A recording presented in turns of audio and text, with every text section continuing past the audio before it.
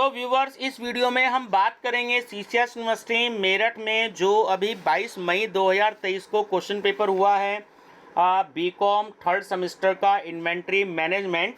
तो मैंने उसको सॉल्व करवा दिया है, तो इसको जो है एक्चुअली सॉल्व कर लिया है। तो ये 3 न्यूमेरिकल इसमें आए थे। First time CCS university Meerut में इसका क्वेश्चन पेपर आया था। तो काफ़ी सारे बच्चों की डिमांड थी कि सर ये क्वेश्चन पेपर बता दीजिए। हालांकि सॉल्व तो मैंने इसको सेम डे ही कर लिया था, बट थोड़ा काम में व्यस्त रहा, तो इस वजह से जो है मैं इसको नहीं वीडियो अपलोड कर पाया। तो नमस्कार स्टूडेंट्स, मैं डॉक्टर पवन ओबराय आप सभी का अपने YouTube channel study with doctor Pawan Oberoi पे स्वागत करता हूं। तो सबसे पहले आप मेरा channel study with doctor Pawan Oberoi subscribe करेंगे और उसके बाद BCom third semester unsolved papers के नाम से प्लेलिस्ट देखेंगे। उस प्लेलिस्ट में आपको बीकॉम थर्ड सेमेस्टर के बहुत सारे क्वेश्चन पेपर्स मिलेंगे।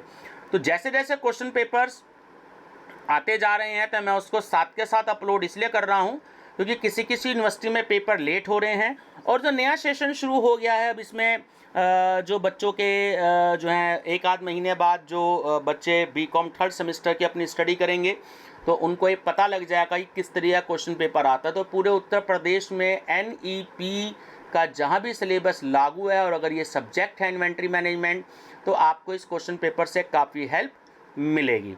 अदर यूनिवर्सिटीज़ के भी मैं क्वेश्चन पेपर अरेंज कर रहा हूँ, तो जैसे ही मेरे को अवेलेबल होते हैं तो मैं उनको जरूर अपलोड करूँगा, क्योंकि काफ़ी सारे बच्चों की डिमांड होते हैं कि सर अगर पॉसिबल हो सके तो हमारी यूनिवर्सिटी का क्वेश्चन पेपर या किसी अदर यूनिवर्सिटी का क्वेश्चन पेपर अपलोड कर दीजिए। और अगर न्यूमेरिकल पेपर है, अगर उसके सोल्यूशन भी अवेलेबल हो जाएं तो बच्चों को थोड़ा सा उसमें काफ़ी हेल्प मिलती है। तो चैनल आप सभी से मेरी रिक्वेस्ट है कि सब्सक्राइब जरूर करें, बेल आइकन प्रेस करें ताकि मेरी लेटेस्ट वीडियो सारी आप तक टाइम से पहुंच जाएं। तो चलिए बात करते हैं अब इसके क्वेश्चन पेपर की। ज़्यादा समय नहीं लूँगा, तीनों न्यूमेरिकल मैंने सॉल्व करवा दिए हैं। तो 22 मई को 2023 को क्वेश्चन पेपर हुआ आपका इन्वेंट्री मैनेजमेंट। तो सीसीएस यूनिवर्सिटी मेरठ का ये क्वेश्चन पेपर है। तो सेक्शन ए में क्या क्या आए थे very short answer type questions, तो मैं बता दूं आपको कि what is perpetual inventory system, सतत सूचना प्रणाली से आप क्या समझते हैं। सेकंड है आपका what is the formula of calculating total ordering cost and total holding cost. तो कुल ऑर्डरिंग लागत और कुल होल्डिंग लागत की गणना करने का क्या सूत्र है। तो बहुत इजी है। जब आप टीआईसी कैलकुलेट करते हैं तो नंबर फर्स्ट होता है आपका मटेरियल कॉस्ट या cost of material R into P. तो पहला फार्मूला हो गया आपका। सेकंड होता है हमारा total ordering cost R upon Q0 multiply by CP। और थर्ड नंबर पे आता है टोटल होल्डिंग कॉस्ट, तो Q0 upon 2 multiply by CH। तो आप अगर सिर्फ दो के लिखिएगा टोटल होल्डिंग कॉस्ट और कैरिंग कॉस्ट ऑर्डरिंग कॉस्ट और होल्डिंग कॉस्ट या कैरिंग कॉस्ट, तो आपको इसमें आराम से 2 नंबर मिल जाएंगे। क्वेश्चन नंबर थर्ड आया है कि what is just in time inventory management. तो जस्ट इन टाइम सूची प्रबंधन क्या है। फोर्थ है आपका कि what is lead time in inventory management, वस्तु सूची प्रबंधन में समय सीमा क्या है। फिफ्थ है आपका what is economic order quantity, मितव्ययी आदेश मात्रा क्या है ना। तो आप इसमें थोड़ा सा इसकी 4-5 लाइन की डेफिनेशन लिख करके EOQ upon √2 RCP upon CH formula लिख दीजिएगा, तो आपको पूरे 2 नंबर मिल जाएंगे।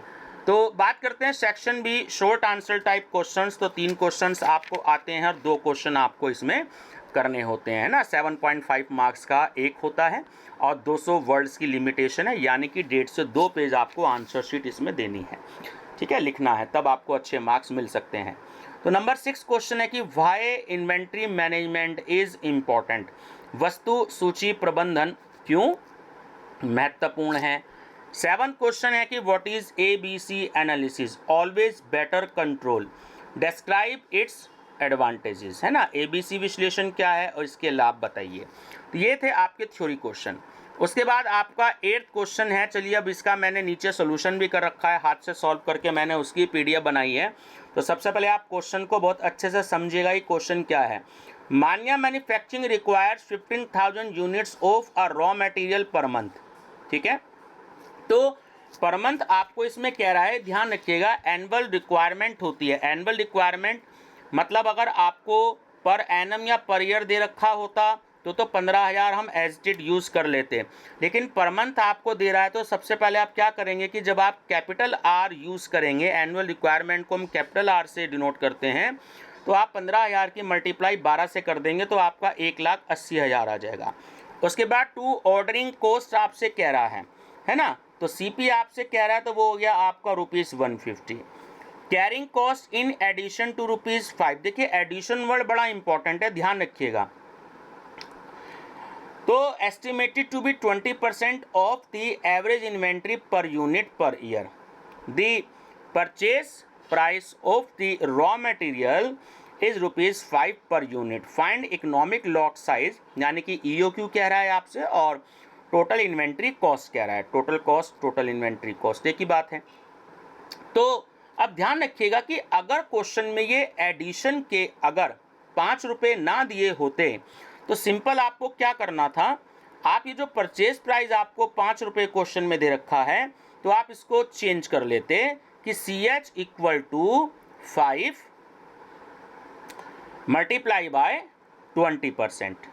ठीक है, चलिए अब मैं आपको नीचे इसका सोल्यूशन दिखा देता हूं कि कैसे सॉल्व किया, तो आपको बहुत ज़्यादा अच्छे से इसमें क्लियर हो जाएगा। देखिए क्या किया हमने, सबसे पहले एनुअल यूजेज, जैसे मैंने आपको बताया कैपिटल आर से डोनेट करते हैं, स्मॉल से मत डोनेट कीजिएगा। तो कैपिटल आर 15,000 को 12 से मल्टीप्लाई करी तो 1,80,000 आपकी वैल्यू आ गई। उसके बाद आप सीपी आपको 150 क्वेश्चन में गिवन है।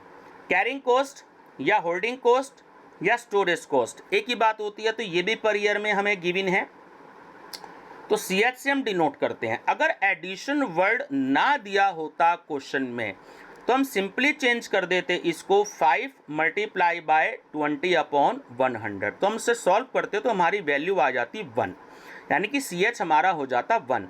लेकिन जब भी कभी क्वेश्चन में आपको एडिशन वर्ड दिया होता है तो इस बात का आपको ध्यान देना है कि वो जो जितने भी रुपीज़, जैसे यहाँ ₹5 क्वेश्चन में गिवन है एडिशन के, तो आप इसमें ₹5 प्लस कर देंगे और आप CH को कन्वर्ट करेंगे परचेज प्राइस के साथ में। तो 5 + 1 = हो गया ₹6। और ये बात ध्यान रखेंगे कि अगर CH क्वेश्चन में अगर रुपीस में गिवन है ओनली, तब हम परचेज प्राइस के साथ इसको चेंज नहीं करते। बट जब गिवन होती है परसेंटेज में, गिवन होती है आपको CH, होल्डिंग कॉस्ट या कैरिंग कॉस्ट या स्टोरेज कॉस्ट, तीनों एक ही के नाम है, CH से हम डिनोट करते हैं, तब आप ध्यान रखेंगे कि जब परसेंटेज में गिवन हो तो आप इसको रुपीस में कन्वर्ट करेंगे, यानी कि परचेज प्राइस के साथ आप इसको कन्वर्ट कर देंगे, चेंज कर देंगे।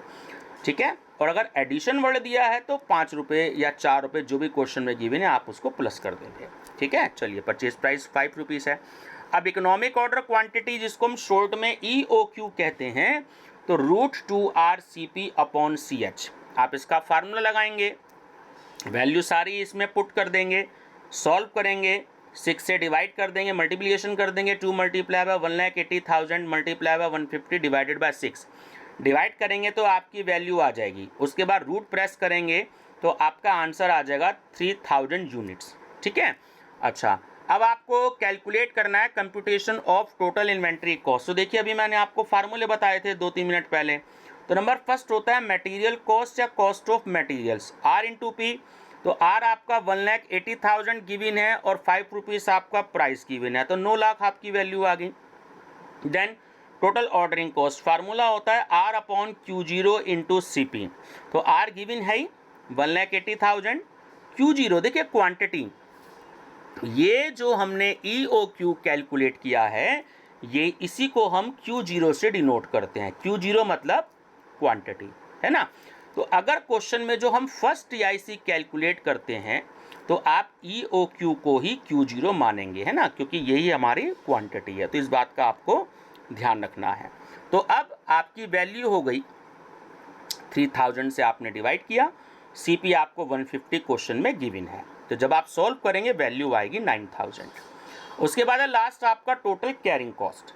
फार्मूला होता है Q0/2 इंटू CS। तो 3000 divided by 2 multiply by CS, जो क्वेश्चन में हमने 6 रुपये ऑलरेडी कैलकुलेट किया था।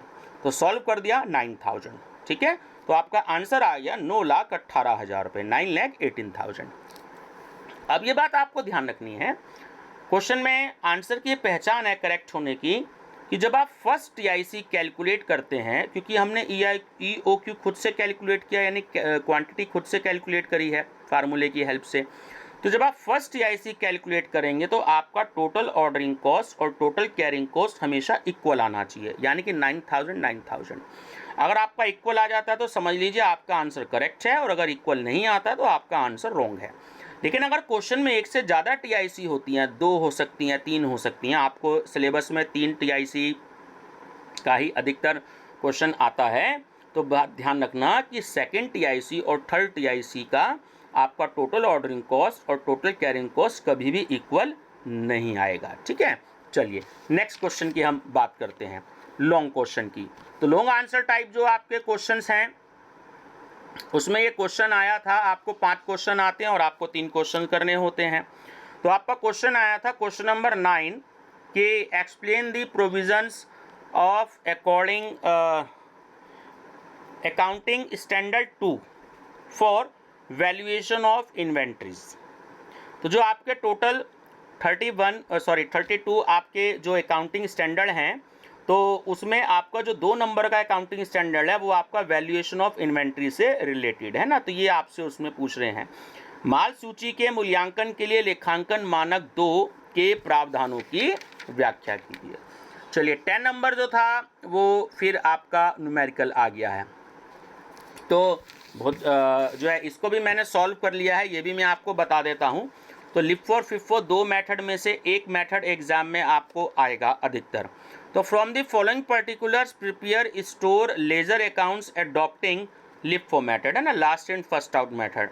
तो एक तरफ आपको रिसीप्ट्स दी हैं 2022 की, और एक तरफ आपको इशूड दी हैं, ठीक है। तो चलिए मैंने क्वेश्चन कर लिया है, आप एक बार देख लीजिएगा। अप्रैल 1 200 टन 10 रुपये के हिसाब से है। अप्रैल 8 में 600 टन है 15 रुपीज़ के हिसाब से पर टन। अप्रैल 25 में आपका 100 टन है और 20 रुपीज़ आपके पर टन के अकॉर्डिंग है। उसके बाद आप देखें जो इशूड है तो वो आपका अप्रैल 4 है 100 टन। उसके बाद अप्रैल 9 में 400 टन है और अप्रैल 27 में भी आपका 400 टन है। तो ये आपका क्वेश्चन स्टूडेंट्स 15 नंबर में आया है, ध्यान रखिएगा। बहुत इजी क्वेश्चन है, टिपिकल क्वेश्चन बिल्कुल भी नहीं है। तो लिफो मेथड से आपको करना है। देखिए नीचे मैंने इसका हाथ से सोल्यूशन भी कर दिया है, तो मैं आपको ये थोड़ा सा बताते भी चलता हूँ कि कैसे इस तरह के क्वेश्चन को हम करते हैं। तो सबसे पहले हमें क्या करना है कि स्टोर लेजर अकाउंट हमें बनाना है लिफो मेथड से। तो हमने हेडिंग मेंशन कर दी, अब डेट हमने मेंशन कर दी पहले कॉलम में 2022 की है। तो 3 कॉलम इसमें बनते हैं, एक कॉलम होता है रिसीप्ट्स का, सेकंड कॉलम होता है इशू का, और थर्ड कॉलम होता है हमारा बैलेंस का। तो आप न्यूमेरिकल देखेंगे, मैंने ऊपर न्यूमेरिकल आपको बताया कि अप्रैल 1 में 200 टन की क्वांटिटी, रेट 10 रुपये दे रखा है। तो आपने सीधे रिसिप्ट्स की मल्टीप्लाई करी, आपका 2000 टन हो गया। लेकिन 1 अप्रैल में आपका कुछ भी इशू नहीं है, तो जब इशू नहीं होता तो हम उस कॉलम में डैश डैश मेंशन कर देंगे। बैलेंस क्या बचा, जब रिसीप्ट्स हुई है और इशू ही कुछ नहीं हुआ है, तो आपने क्या किया, सीधा 200 और 10 रुपये और सीधा मल्टीप्लाई करी, सेम वैल्यू हमारी बैलेंस में आ गई 2000। अब अप्रैल 4 मैं एक बार आपको दिखा देता हूँ फिर से। अप्रैल 4 देखिएगा, है ना। अप्रैल 4 में अब आपने देखा कि 1 अप्रैल को तो रिसीप्ट हुआ, लेकिन 4 अप्रैल में जो है वो आपका इशू हो गया, ठीक है। तो अब मैं इसके हिसाब से आपको बताता हूं कि जब इशू हो जाता है तो हमने क्या किया, हमने अप्रैल 4 में रिसीप्ट से कॉलम में, तो जब रिसीप्ट हुआ नहीं तो खाली छोड़ देंगे। उसके बाद हमने इशू किया, इशू कितने किए, 100 टन, है ना, क्वांटिटी हमने कही तो 100 टन हुए। ऊपर 10 रुपये दे रखा है, देखिए तो 10 रुपये के हिसाब से हमने इसको यहाँ पे रेट लिख दिया, मल्टीप्लिकेशन कर दी है तो 1000। तो हमने क्या किया, अगले कॉलम में ही सेम हमारे पास बैलेंस हो कि इशू हो चुका है, तो हमने इसको बैलेंस कर दिया, ठीक है, वही 110 और मल्टीप्लाई करके 1000। अब क्या किया हमने, अब इसको हमने अंडरलाइन कर दी। अब बैलेंस कितना बच रहा है आपके पास में, तो हमने ऊपर से माइनस कर लिया, 200 में से 100 गए, 100 आ गए, 10 रुपये का रेट है तो आपके 1000 आ गए। ठीक है, चलिए अप्रैल 8 में क्या है, अप्रैल 8 में फिर जो था वो हमारा रिसीप्ट हुआ कितना, 600 टन क्वेश्चन में गिवन है। मैं बार बार नहीं कर रहा हूँ पेज, थोड़ा सा उसमें डिस्टर्ब हो जाएगा, तो आप एक बार ही अच्छे से क्वेश्चंस को देख लें पहले या उसका स्क्रीनशॉट ले लें तो आपको इजी रहेगा। तो 600 टन जो थे वो रिसीप्ट्स हुए, 15 रुपये क्वेश्चन में रेट गिवन है, मल्टीप्लाई कर दिया कि 15 6 जा 90, तो आपके हो गए टोटल 9000। ठीक है, इशूज़ डेट में कुछ नहीं हुआ तो डैश डैश हमने मेंशन कर दिया। डेटा हमारे पास सेम वही है जो मैंने आपको अभी बताया था, 110 और 1000। ठीक है, अब क्या हुआ, अब ज़रा ध्यान से देखिए, 8 अप्रैल को रिसीप्ट तो हुआ, रिसीप्ट होने के बाद में इशू कुछ भी नहीं हुआ, तो हमने सेम वैल्यू वहाँ पर हमने रिपीट कर ली। ठीक है, 615 और 9000। 9 अप्रैल में फिर इशू किया गया, ये भी क्वेश्चन में आपको दे रखा है, रिसीप्ट नहीं हुआ तो रिसीप्ट में हमने डैश लगा दिया। उसके बाद 9 अप्रैल में इशू हुआ, कितना, 400 टन दे रखा है, तो 400 टन दे रखा है, रेट 15 रुपये दे रखा है, देखो ऊपर वाले में, तो 15 के हिसाब से हमने मल्टीप्लाई कर दी, 15 4 जा 60, तो हमारी वैल्यू आ गई 6000। ठीक है, अब ध्यान से देखिए वैल्यू हमारी कितनी बच गई, वैल्यू अभी ऊपर वाली बच रही है, सेम डेटा हमने 110 और 1000 हमने सीधे सीधे मेंशन कर दिया। ठीक है, अब आपको क्या करना है इसमें, अब ये बात ध्यान से देख लीजिए, 200 की वैल्यू आ गई, हमारी बैलेंस की वैल्यू 15 रुपीज़, रेट के हिसाब से वैल्यू आ गई, और 15 2 जा 30 है, 3000 रुपये आपकी वैल्यू आ गई। अब 25 अप्रैल में क्वेश्चन में जो है आपकी वैल्यू 25 अप्रैल में जो है वो फिर से इशू हो गई, कितनी, 100 टन के हिसाब से, 25 रुपये रेट दे रखा है क्वेश्चन में, तो मल्टीप्लाई कर दिया आपने 2500। उस डेट में इशू कुछ भी नहीं हुआ तो हमने डैश डैश लगा दिया। चलिए उसमें क्या करना है, 100 रुपये फिर से रेट, 10 रुपीज़ फिर से ऊपर गिवन है, 1000 की वैल्यू फिर से आ गई। ठीक है, अब 200 रुपये आपको दे रखा था ऊपर, देखिए 215 मल्टीप्लाई कर दी तो 3000। अब इशू कुछ भी नहीं हुआ तो फिर से हमने 100 रुपये इधर लिख दिए, फिर 25 रुपये का रेट है, फिर 2500 हो गए बैलेंस अमाउंट में। और 27 अप्रैल में, 27 अप्रैल की अगर हम बात करें तो आपको 400 टन जो है वो क्वेश्चन में गिवन है, किस चीज़ में, ध्यान रखना रिसीप्ट में नहीं है ये इशू में है, जब इशू में है तो रिसीप्ट में आपका डैश आ गया। ठीक है, 400 टन है, अब ये बात ध्यान रखिएगा, जब 400 टन है तो हमने इसको अलग अलग पार्ट में डिवाइड कर दिया, कितना हो गया, 100 हो गया, 200 हो गया और 100 हो गया, तो टोटल कितना हो गया, 400 टन हो गया। ऊपर क्वेश्चन में रेट देखो कितना दे रखा है इसमें, तो वो आपको 25 रुपये दे रखा है, 15 रुपये दे रखा है आपका, और 10 रुपये, सारा क्वेश्चन में रेट गिवन ही है, आपने मल्टीप्लाई कर दी, 2500 आ गया, 3000 आ गया और 1000 आ गया। देखो स्टूडेंट्स, ये एक्चुअली वीडियो बहुत ज़्यादा बड़ी हो जाएगी, एक्चुअली पूरा चैप्टर है, आप कहेंगे कि सर ये हमें कुछ वैल्यू ऊपर से जब आप चले थे समझ में नहीं आई है, नीचे में कहाँ से वैल्यू आ गई, तो एक्चुअली बैलेंस का है, थोड़ा सा आप इसको बुक्स में एग्जाम्पल दे रखे हैं, तो आप क्वेश्चन ना करें तो एग्जाम्पल को समझने की कोशिश करें तो आपको एग्जाम्पल समझ में आ जाएंगे। मेरे पास एक्चुअली क्योंकि लिमिटेड टाइम है तो इसलिए जो है मैं जितना तरीके से भी मैंने सॉल्व कर दिया है, तो बाकी जो है आप इसको बुक्स के एग्जाम्पल से समझने की कोशिश करिएगा, नहीं तो वीडियो बहुत ज़्यादा बड़ी हो जाएगी, ऐसे आपको समझ में नहीं आएगा, तो ये हर साल आपका क्वेश्चन आना ही आना है, तो आप इसकी प्रैक्टिस बहुत अच्छे से कर लीजिएगा।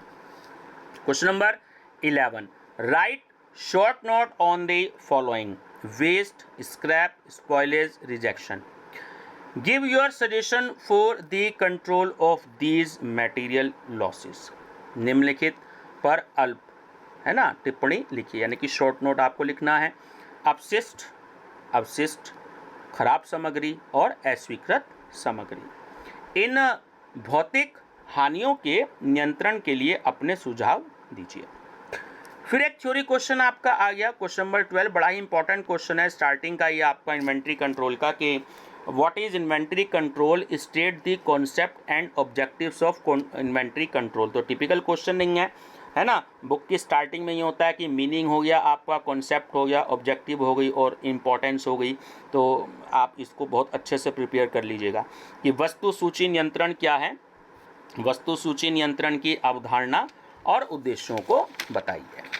चलिए एक क्वेश्चन जो है हर साल जैसे आता ही है, सबसे बेस्ट देखिए मैं आपको ये भी बताऊं क्योंकि कॉस्ट अकाउंटिंग आपके पास में है और कॉस्ट अकाउंटिंग में इन्वेंट्री कंट्रोल का चैप्टर दे ही रखा है। किसी किसी बुक में एक ही पार्ट में दे रखा है, किसी किसी बुक में जो है मटेरियल कंट्रोल के नाम से अलग पार्ट में भी जो है ये बना रखा है। तो 2 चैप्टर हो गए और किसी किसी बुक में एक चैप्टर में इन्वेंट्री कंट्रोल के नाम से ही दे रखा है। तो आप कॉस्ट अकाउंटिंग में अगर आप तैयारी करते हैं और अगर आपने इन्वेंट्री मैनेजमेंट ले रखा है तो आपकी तैयारी ऑटोमेटिकली इस सब्जेक्ट की अपने आप हो जाती है। ये अपने आप में एक चैप्टर ही है आपका इन्वेंट्री मैनेजमेंट, जो इन्वेंट्री कंट्रोल का चैप्टर है। एमकॉम में इन्वेंट्री मैनेजमेंट है और बीकॉम बीबीए में इन्वेंट्री कंट्रोल के नाम से है। तो ये कॉस्ट अकाउंटिंग की प्रिपरेशन के साथ साथ आपका वहाँ भी ये तैयारी हो जाती है और आपकी यहाँ भी इन्वेंट्री मैनेजमेंट में भी तैयारी हो जाती है। चलिए ये भी क्वेश्चन फिक्स है, आता ही है इस टाइप का क्वेश्चन हर साल। 2 commodities A and B are used as follows, है ना। Normal usage 300 unit per week, minimum usage 150 units per week, maximum usage 450 units per week. Reorder quantity A की है 2400 यूनिट और बी की है 3600 यूनिट्स और रीऑर्डर पीरियड है आपका ए का 4 to 6 वीक्स और बी का है 2 to 4 वीक्स, है ना। अब आपको कैलकुलेट क्या करना है, कैलकुलेट करना है, calculate for each commodity reorder level, minimum level, maximum level और एवरेज स्टॉक लेवल। अब इस क्वेश्चन को समझने से पहले एक कॉन्सेप्ट बहुत अच्छे से समझ लीजिए। वो कॉन्सेप्ट क्या है, वो कॉन्सेप्ट ये है कि आपसे क्वेश्चन पेपर में एग्जामिनर कुछ भी पूछें, आपको जब ये वाला क्वेश्चन पेपर प्रैक्टिस करनी है, जब ये न्यूमेरिकल सॉल्व करना है ना, तो आप सबसे पहले रीऑर्डर लेवल ही सॉल्व करेंगे। जिस सीक्वेंस में मैंने सॉल्व किया है उसी सीक्वेंस में आप सॉल्व करेंगे। अदरवाइज ना तो आपका न्यूमेरिकल सॉल्व होगा, उल्टा बल्कि आपका टाइम भी वेस्ट होगा और आपका जो है क्वेश्चन भी गलत हो जाएगा। देखिए पहले नंबर पे आपको रीऑर्डर लेवल ही कैलकुलेट करना है। आपको एग्जामिनर सबसे पहले एवरेज स्टॉक लेवल भी दे सकता है, मिनिमम लेवल भी दे सकता है, मैक्सिमम लेवल भी दे सकता है और रीऑर्डर लेवल भी दे सकता है। तो आपको स्टेप याद रखना है कि फर्स्ट ऑफ ऑल आपको जो है रीऑर्डर लेवल ही कैलकुलेट करना है। तो इसका फार्मूला होता है maximum rate of uses into maximum lead time, ठीक है। अब देखिए मैं आपको पेपर में एक बारी दिखा देता हूँ। इन्होंने देखिए आपको दे रखा है मैक्सिमम यूजेस 450 और नीचे देखिएगा टाइम देख लीजिएगा, जहाँ पर इन्होंने रीऑर्डर पीरियड दे रखा है मिनिमम टाइम ए का 4 है ना, और मिनिमम मैक्सिमम 6 है और बी का 2 है और मैक्सिमम 4 है। मैं बार बार नहीं दिखा सकता इसलिए मैं आपको एक ही बार बता रहा हूँ, आप स्क्रीनशॉट ले सकते हैं, देख सकते हैं। तो आपने देखिए 450 से मल्टीप्लाई करी, मैक्सिमम लीड टाइम आपका 6 हो गया तो वैल्यू आ गई 2700 यूनिट्स। उसके बाद y की वैल्यू 450 तो है ही आपका मैक्सिमम रेट ऑफ यूजेस, आपने b का है 2 से 4 2 to 4 तो 4 आपका जो है मैक्सिमम रीऑर्डर टाइम या मैक्सिमम लीड टाइम आपका हो गया। तो 1800 यूनिट्स आपका आंसर आ गया। बच्चे इसमें या तो यूनिट्स वर्ड लिखते नहीं हैं या रुपीस में इसको लिख के छोड़ देते हैं। ये बात याद रखना कि रीऑर्डर लेवल, मिनिमम लेवल, जब हम ये लेवल्स कैलकुलेट करते हैं तो वो वैल्यू रुपीस में नहीं होती है। आप यूनिट्स वर्ड जरूर लिखिएगा, नहीं तो एग्जामिनर आपके मार्क्स काट सकते हैं। मिनिमम लेवल का जो देखिए फार्मूला होता है वो होता है reorder level minus normal usage rate into normal lead time, ठीक है। अब मैं आपको एक बारी बता देता हूँ, फिर से दिखा देता हूँ कि नॉर्मल यूजेज कितना है। नॉर्मल यूजेज अगर आप देखिए क्वेश्चन में आपको देखिए नंबर फर्स्ट पर दे रखा है 300 यूनिट्स पर वीक, ठीक है। और रीऑर्डर क्वांटिटी क्योंकि यूज़ होगा आगे में तो मैं आपको पहले से ही बता देता हूँ कि ए की दे रखी है 2400 यूनिट्स और बी की दे रखी है 3600 यूनिट्स, ठीक है ना। तो अब इसका अगले में यूज़ होगा। तो अब देखिए आपको यहाँ पर यूज़ करना है reorder level minus normal usage rate into normal lead time. Reorder level आपने कैलकुलेट किया ही था, एक्स में 2700 माइनस कर लिया, नॉर्मल यूजेस क्वेश्चन में दे ही रखा है आपको 300। अब नॉर्मल लीड टाइम कैसे हो गया? नॉर्मल लीड टाइम ये हो गया कि जो आपको 4 to 6 क्वेश्चन में आपको देखिए जो रीऑर्डर टाइम या लीड टाइम दे रखा है 4 to 6 दिखेगा रीऑर्डर पीरियड जहाँ पर मेंशन है, तो हमने इन दोनों को जोड़ दिया, प्लस कर दिया। 4 और 6 कितने हो गए? 10। 10 को हमने 2 से डिवाइड कर दिया 5। ऐसे बी को हमने प्लस कर दिया, 2 + 4 कितने हो गया? 6, और 2 से डिवाइड कर दिया, वैल्यू कितनी आ गई? 3। ठीक है, अब आपका आंसर आ गया। सॉल्व कर लीजिए, 1200 यूनिट, और सेकंड में आपका आंसर आ गया 900 यूनिट्स। क्लियर है? वीडियो स्टूडेंट्स एक बारी में समझ में ना आए, 2 बारी में सुनिए, 3 बारी में सुनिए, 4 बारी में सुनिए, बट सुन लीजिएगा, क्योंकि अगर आपको ये कॉन्सेप्ट समझ में आ गया तो आपके 15 नंबर पक्के हो जाएंगे। ठीक है, मैक्सिमम लेवल का देखिए फार्मूला क्या होता है, reorder level plus reorder quantity minus minimum usage rate into minimum reorder period. Clear है? रीऑर्डर लेवल अभी मैंने आपको क्वेश्चन में दिखाया था कि आपको देखिए 2700 दे रखा है, और उसके बाद आपको 2400 दे रखा है रीऑर्डर क्वांटिटी, और बी की दे रखी है 3600। अब आप इसको सॉल्व करेंगे तो आपने 2700 तो रीऑर्डर लेवल नंबर फर्स्ट पे कैलकुलेट किया ही था, 2400 आपको दे ही रखी है रीऑर्डर क्वांटिटी। ठीक है, माइनस ब्रैकेट में क्या है कि मिनिमम यूजेज रेट, तो मिनिमम यूजेज रेट भी क्वेश्चन में गिवन है आपका 150, और मिनिमम रीऑर्डर पीरियड ये भी आपको पता है कि 4 है। सॉल्व करेंगे 4500 यूनिट्स आ जाएगी। ऐसी y की 1800 हमने रीऑर्डर लेवल फर्स्ट नंबर पे कैलकुलेट किया था, 3600 क्वेश्चन में गिवन है, मैंने आपको दिखाया अभी क्वेश्चन में, माइनस 150 है ही मिनिमम यूजेज रेट, और इसका जो रीऑर्डर पीरियड है मिनिमम वो है 2। सॉल्व करेंगे 5100 यूनिट्स आ जाएगा। लास्ट है आपका एवरेज स्टॉक लेवल, तो फार्मूला है आपका 1/2 minimum level plus maximum level. तो अब मिनिमम लेवल देखिए ऊपर कितना आया था, मैं एक बार आपको फिर से दिखा देता हूँ। मिनिमम लेवल x का आया 1200 और y का आया 900। ठीक है, और मैक्सिमम लेवल भी देख लीजिएगा, मैक्सिमम लेवल भी जो आपका आया अभी हमने सॉल्व किया यहाँ नीचे राइट हैंड साइड पर 4500, और उसका है 5100 y का। ठीक है, चलिए अब यहाँ पे क्या किया, दोनों को प्लस कर दिया, 2 से डिवाइड कर दिया, तो x का आंसर आ गया 2850 यूनिट्स, और y का आंसर आ गया आपका 3000 यूनिट्स। ठीक है स्टूडेंट्स, तो जैसे ही वीडियो पहुँचे, एक तो अगर आपने अभी 2 दिन पहले पेपर दिया है, सीसीएस यूनिवर्सिटी मेरठ के स्टूडेंट्स हैं, तो अगर ये आपके आंसर आए हैं तो आप श्योर हैं, और अगर इनके अलावा आपके आंसर कुछ और आए हैं तो फिर आपके आंसर गलत हैं। अगर आपके फार्मूले ठीक हैं, आप चाहेंगे स्टेप मार्किंग होती है, तो बिल्कुल मैं कहूँगा होती है। अगर आपके ठीक हैं फार्मूले, कहीं कैलकुलेशन में मिस्टेक करती है, तो 50-60% आपको एग्जामिनर दे सकते हैं। ठीक है व्यूअर्स, तो और भी ऐसा चैनल पे आप अगर बीकॉम सेकेंड ईयर जो है अनसोल्ड पेपर के नाम से अगर आप देखेंगे, तो मैंने कॉस्ट अकाउंटिंग 2021 का क्वेश्चन पेपर, उसमें 4-5 न्यूमेरिकल आए थे, वो भी सॉल्व करवा रखा है, आप उसे देख सकते हैं। और प्लेलिस्ट विजिट करनी पड़ेगी आपको BCom second year unsolved paper के नाम से। ठीक है व्यूअर्स, मेरी तरफ से बेस्ट ऑफ लक, चैनल पे बने रहिएगा study with doctor Pawan Oberoi पर। प्रीवियस ईयर पेपर भी आपको बहुत सारे मिलेंगे, जो भी मेरे पास अवेलेबल थे मैंने सारे अपडेट किए हैं। Thank you.